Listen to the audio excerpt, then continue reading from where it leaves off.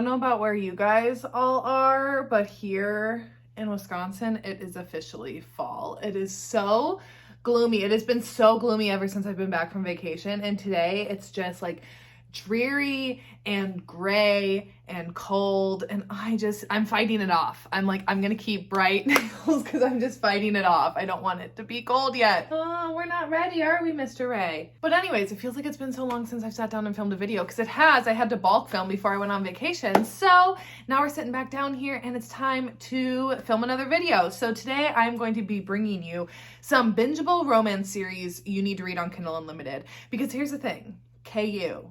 I love her. She's my fave. She's my ride or die. Like, I love it so much. Also, you're just so freaking cute back there. I'm obsessed with you. So I just want to talk about some series today that are super bingeable, that will give you one book after another on KU to hopefully keep you entertained and flying through books. So anyways, let's go ahead and get started here. I'm going to start with a series that is not only very popular, but B, it's also been around for a while. So this isn't like a new rec, this isn't like a groundbreaking series that I'm recommending. However, for the first time ever, it is now available in Kindle Unlimited, and that is the Off-Campus series by Elle Kennedy. So if you have been wanting to read the series, if you've seen it around, but you're like, I am a tried and true KU girly, like I am, like this series, like I was really feeling like put out when I read these, because I had to get them from my library because they weren't in Kindle Unlimited, but now they are finally in there for the first time ever. So the Off-Campus series by Elle Kennedy, it is a college hockey romance series. So these first 4 books, they all follow different couples. All of the heroes are hockey players and roommates and best friends, and it follows all their romances with their various girls. And this was like one of the earliest romance series that I read, and I still really, really love it. And I'm really glad that it's in KU now.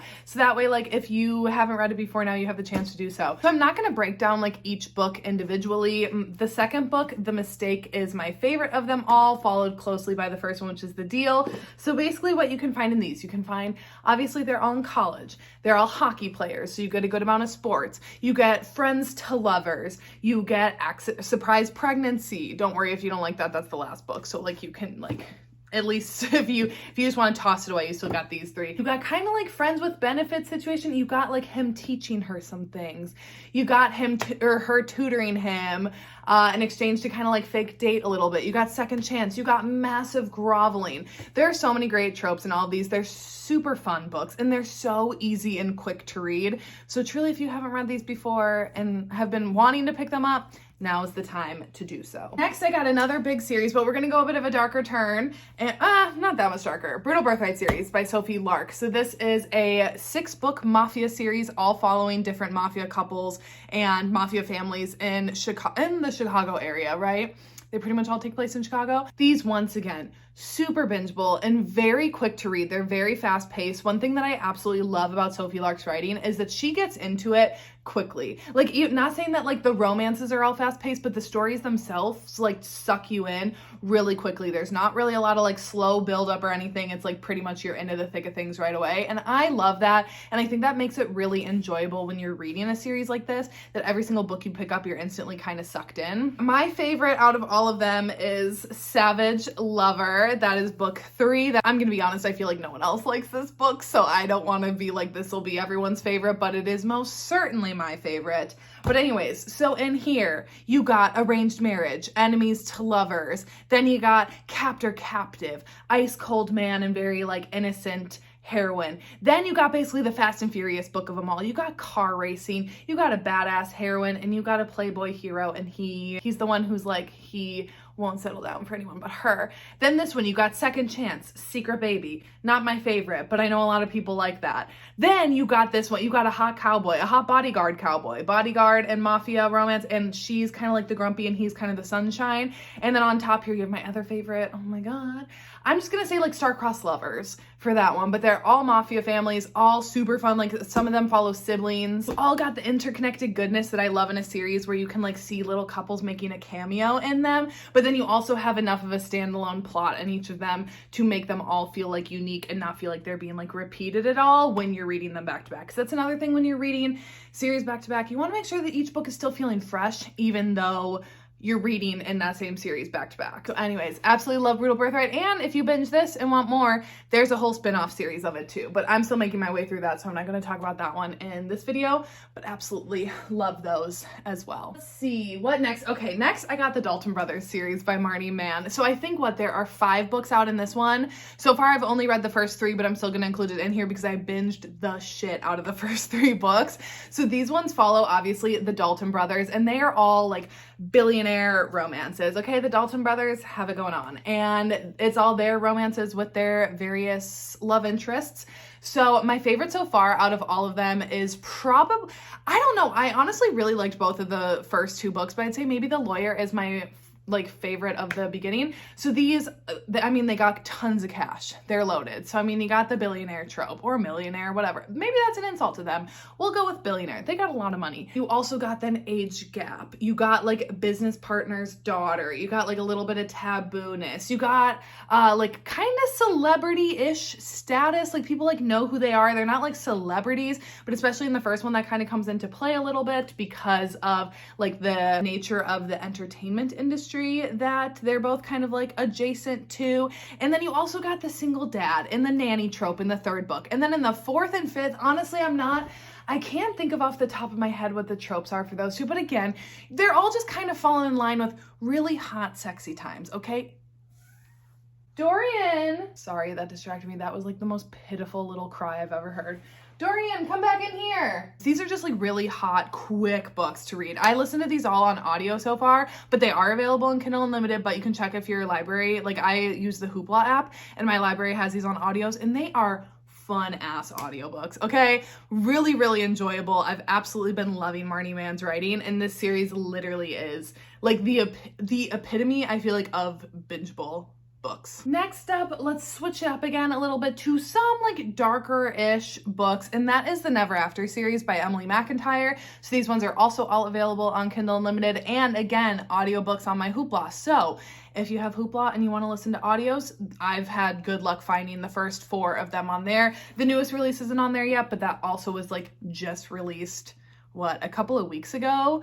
So, and that's the only one that I haven't read. So there are 5 books. I've read the first 4, and these are, again, so freaking bingeable. So these ones all follow twists on like classic fairy tales.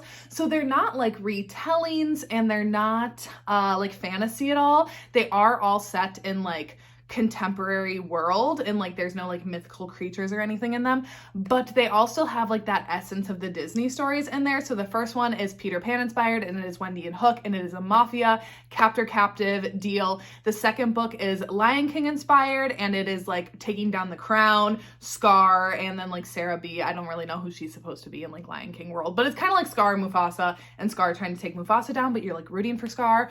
The third one is Wizard of Oz, and honestly, I don't really know the Wizard of Oz, so I can't really tell you how it fits in, but it's got those elements in there, but it's like drug trafficking and like a cop trying to take her down, and she's like the villain. Very fun. And then the fourth one is Jasmine and Jafar. It's Aladdin inspired, and again, it's like marriage of convenience and like father's business associate. And then the last one is Hunchback of Notre Dame, which again, I don't really know that movie, so I don't really know how it like fits into.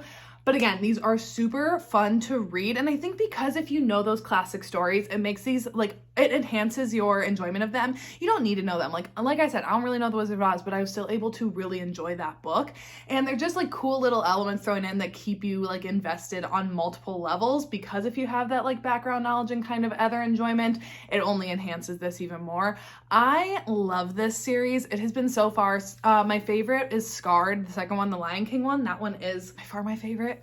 But again, all available on KU and very quick, fun to read. Next, let's go to one that I would say is literally the epitome of binge reading, and that is the Mindfuck series by St. Abby. And this is 5 books all into one, so this is the bind up of it. So as you can see, the books are short. They're like little novellas. So that's why truly they are so quick to binge, because they are fast reads, because you're feeling like, oh my gosh, I'm flying through these, because they're all anywhere between like 90 to like 120, 130-ish pages total. total, or like for the individual books. And let me tell you, each and every one of them leave on a cliffhanger, because this one, so far I've talked about ones that are all companion series, but this one follows the same couple all the way through and the same storyline all the way through. So that makes it even better to binge, because you just need to know what happens to these two characters after each cliffhanger. So this one follows Lana, and she is a serial killer. She has something that happened in her past, and she has now been hunting down a list of people to get her revenge.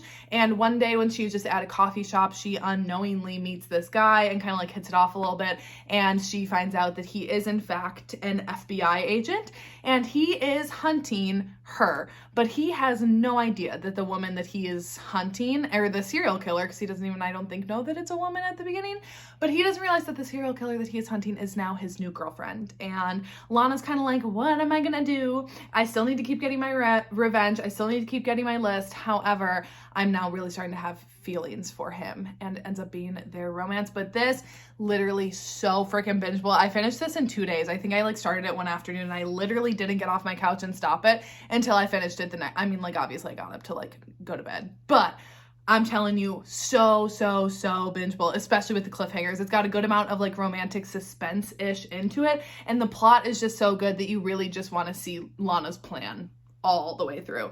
So absolutely love this. And if you haven't read it yet, I know the covers are rough. Like, this cover isn't bad. The covers on the individual books, they look a little rough, but trust me, look past them and get into the story, because it's amazing. Next up, if you want something quick, if you're looking for something like you're maybe behind on your reading goal and you're like, I really need to get caught up, I want something fun, I want something with like some substance, but I really need something quick, the Campus Tales series by QB Tyler. So these ones are 3 little novella-sized series that all go together, but you can like pick and choose whichever one you want to read. My personal favorite is First Semester, because it is Professor Student. What would you expect from me? So what you can get in these, obviously on a campus setting with all of them, the heroines are all in college, and in this last one, the hero is also in college, but in the second one, she's like a graduate student. So anyways, if you know anything about QB Tyler, you know you're getting some hot shit in here. So these are very spicy, very hot. You got forbidden nature in literally all of them, even like a little bit in this last one. So First Semester, you got Professor Student, age gap, one night stand, that good stuff kind of deal. My absolute favorite. And then Second Semester, you got age gap, dad's best friend, dad's business partner, and boss employee, because she becomes an intern at her dad's company, and she ends up wanting to hook up with her dad's business partner. Love it. Love that. And then in the last one, you have friends to lovers, cheating. Something that I feel like I was about to say, but I actually don't think you know, and I think that might be a spoiler, so I will leave that alone. But like I said, guys, these are just so fun. They're good novellas where it's like they still have a decent amount of like substance to the relationships and to the characters and like to the backstories, where it like makes sense as a whole, and like there still feels like you're getting something in there while also just being insanely hot and very fast to read. So absolutely love these, and can really knock up your reading goal by checking these out. Next up, we got the Empire Nightclub series by K.A. Tucker. If you want bingeable series, look at K.A. Tucker's series between this and the Wolf Hotel series, but I just chose this one because I feel like I haven't talked about it as much, or at least like as recently as I've talked about Wolf Hotel. So Empire Nightclub series. So this is a 4-book series, but again, all of the books I think are around like the 250 page mark. They're very, very quick books, and again, they're following the same couple, so you definitely want to like keep going, and they all end on cliffhangers as well. So our heroine in this one, her father is in prison, and I forget the exact circumstance of how he ended up in there, but she is like, he does not deserve to be in there, and basically he got in there because he didn't have a proper defense, and she cannot afford that. Like, their family can't afford to pay to have a better lawyer to represent him to help get him out. And when she starts going to visit him, she notices that he is getting like attacked in prison, and she doesn't know how to keep him safe. And when she is visiting him in prison one day, she catches the eye of a fellow visitor who happens to be our hero, and he is there also visiting his dad, and they run a big drug organization. They do like some other organized crime things, but like drugs is kind of, I think, what they like make their most money off of. And he sees her, and he's immediately like, ooh, I'm interested in her, I want her, and I have resources that I can offer her. I see that her dad is struggling. I see that she's struggling with having her dad in here. well, I happen to have resources inside the prison, because he's a very well-connected dude. And he's like, hey, I can help keep your dad safe and help try to like help him out a little bit and help you out in return if you just like come and live with me for a week and do whatever I tell you. And she's like, oh, what kind of woman do you think I am? But also I need the help from my dad. So she ends up accepting, and she ends up having to move in with him for a week. And you know that it's not just gonna last a week. And there's more that goes on with it, with the organized crime, with their relationship as it goes from being like this deal to like more than that. And there gets to be some like wild stuff, like some dramatic stuff that happens, you know, as you can only expect with organized crime. And again, this series just absolutely bingeable. I think I finished it in a week. Like, it was just like one after the other that I wanted to keep picking up and reading. I really liked the romance. It's hot, but also there's a lot of plot stuff going on in them. So love, love, love these. Definitely gotta check them out. And the last one that I got on my list is if you're feeling a hockey romance, but you don't want like college hockey, you want like grown-up hockey.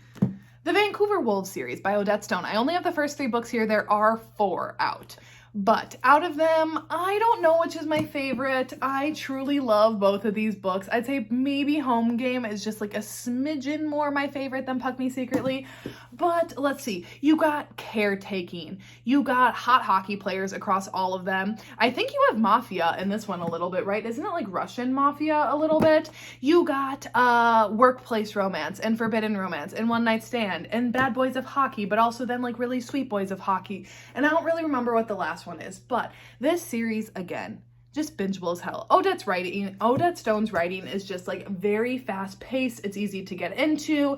The romances are good, because even like the second one has a lot of slow burn in it, but it still like is keeping you invested in the story and in the romance between these 2 characters and like their development, while still like the plot feels like it's moving, which is like my perfect balance of a book. Like, I want a slow burning romance, but I want to still feel like we're getting places, and that's Home Game right there for you. And Puck Me Secretly, there's some like wild out-of-pocket stuff that happens. It's dramatic. You got a lot of things popping up, but then you also always go back to the tried and true hockey trope of it all, which I think a lot of us just really enjoy. So yeah, again, very, very bingeable books. And as you can see, like, the length isn't too bad. I think they're all maybe around like 350, 375-ish pages. There's literally no page numbers in this. Is there any in? Oh, okay, so they're not in Home Game. That is so weird. I've actually never opened up this book because I read it on KU, obviously. But okay, well, Puck Me Secretly is about 340 pages. So, I mean, you can tell that they're all about the same length. So again, very bingeable. And if you want the hockey setting, but you want like older, a little bit more like mature characters than the off-campus series, then there you go. So anyways, that is it for today's bingeable series to read in KU. I was actually just gonna do like Kindle Unlimited recommendations, but then as I started going, then I was like pulling out a lot of series, and then I was like, you know what, let's go ahead and do that. So I still think I'm going to do like maybe a standalones recommendation for Kindle Unlimited. So if you guys are interested in that, let me know. Otherwise, on Friday, I'm going to be having my tier ranking, all of the books I read over the past 4 months. I do those like on a what would I call it? It's not a quarterly basis. I do it 3 times a year. I do it for the first 4 months of the year, the middle 4 months, and the last 4 months. So I'm gonna have that coming up to you on Friday, so you have that to look forward to. And anyways, yeah, that is it for today's video, and I will see you when I see ya.